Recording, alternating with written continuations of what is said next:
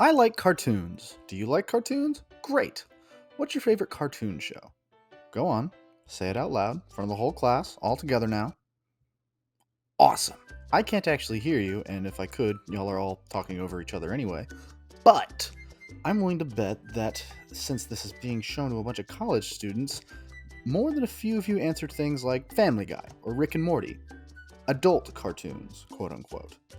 Perhaps a few of you who didn't say adult cartoons might even feel embarrassed that you answered a kid's show. Or maybe y'all are just too cool to embarrass. But I'm not asking this just to embarrass y'all. I ask this because I want to ask you another question. What actually makes an adult cartoon? And why do so many of them feel the same? Obviously, the short answer of what constitutes an adult cartoon is cartoons that feature content unsuitable for children, sexuality, profanity, etc. And more broadly, it's a cartoon that is marketed towards adults. But if the definition is so broad, why do so many of them feel the same? And why has opinion towards that model turned so sour? Lately, I've seen a lot of sentiment that decidedly says that a lot of adult cartoons, well, suck. It's not entirely wrong. Rick and Morty and its fan base is often a target, and a common critique you'll see when a new show is announced is, it looks like a Seth MacFarlane show. For those of you who don't know, Seth MacFarlane is the creator of, among other things, Family Guy and its two clones.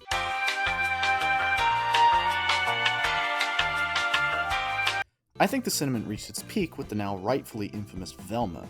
That's about when we all realized that something was up with adult cartoons. So, what is it? Well, I'd say it boils down to two words: cynicism and lampshading.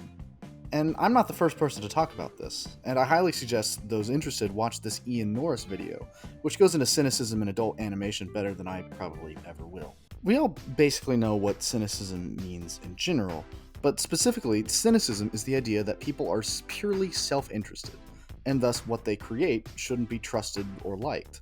And sometimes it's used as a stand-in for pessimism, giving the thesis that there is very little good in the world. It's a big part of comedy, and it's important to have a healthy dose of cynicism to critique the world in which we live. But these days, adult animation is kind of choked with it.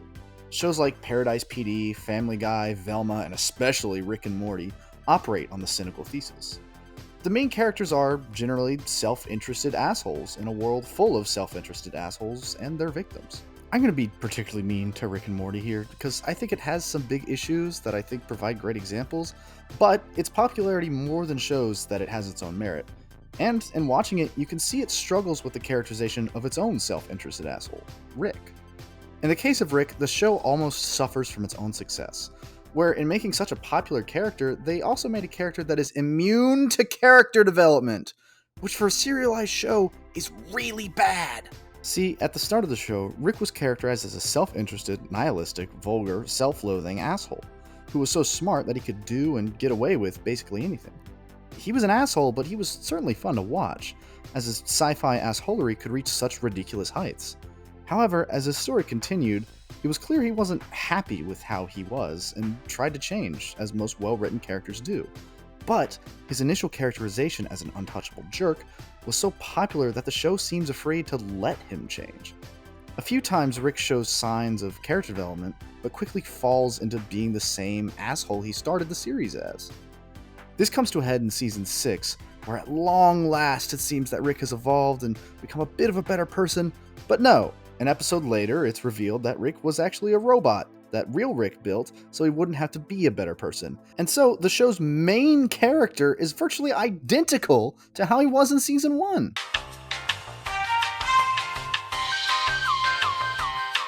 Compare this to Morty, who despite still being 14 has changed quite a bit from the first time we met him, growing more cynical towards his grandfather's antics.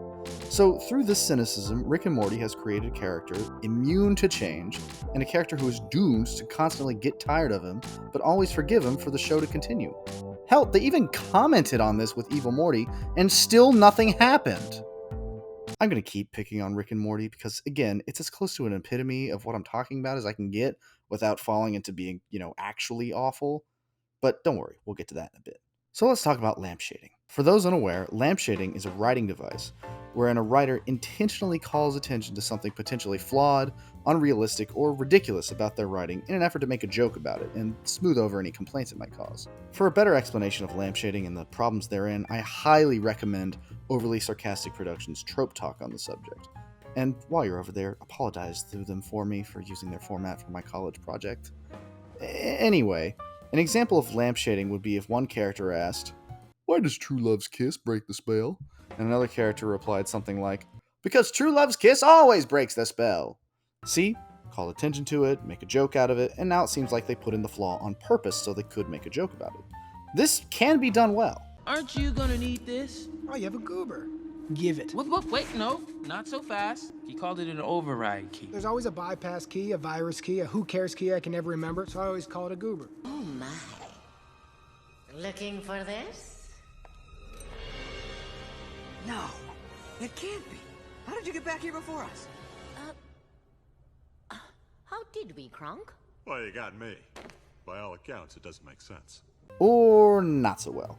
See, there's this trend that some writers will follow where they'll lampshade unnecessarily in order to seem, I don't know, more cool.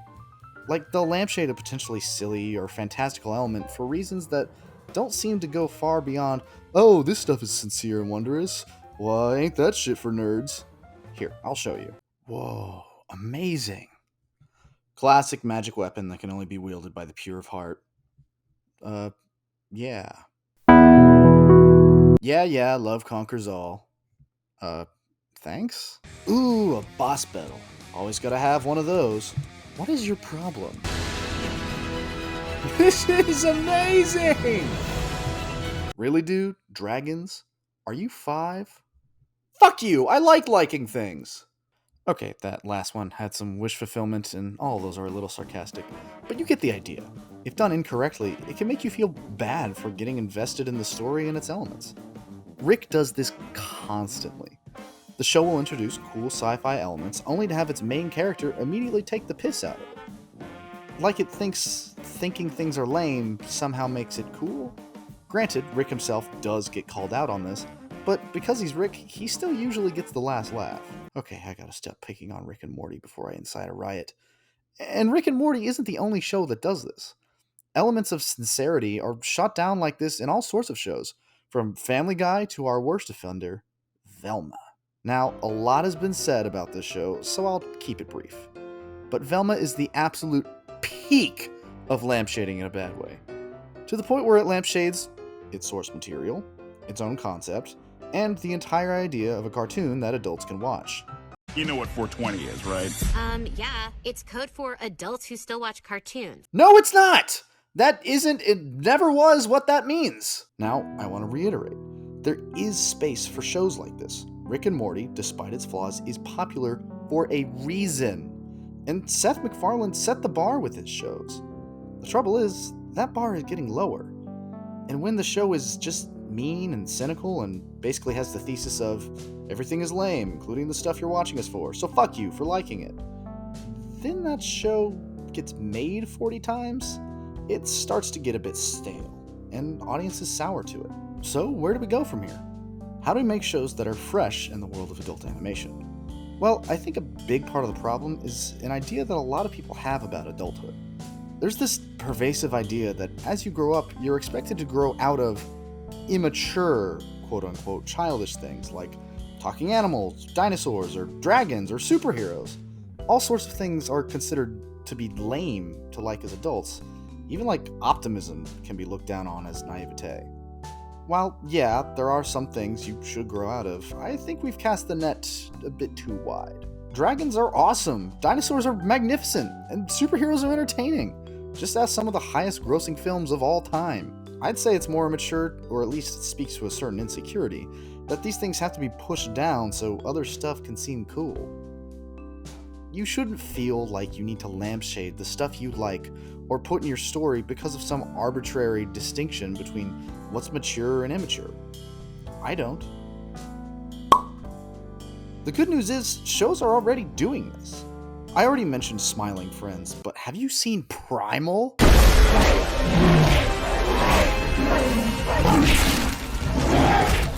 The guy who made Samurai Jack made a show about a caveman riding a dinosaur and fighting prehistoric animals in the harsh past, and it is unapologetically what it is.